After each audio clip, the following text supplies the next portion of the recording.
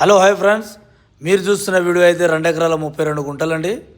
Red సాయిల్గా ఉంది, square bit ఉన్నది, రైతు దగ్గర ఉందండి. ఇది మండలానికి కిలోమీటర్ దూరంలో ఉంది. 100 ఫీట్ల రోడ్ నుంచి అయితే కిలోమీటర్ లోపలికి వస్తారు రావాలండి. రైతు దగ్గర ఉంది.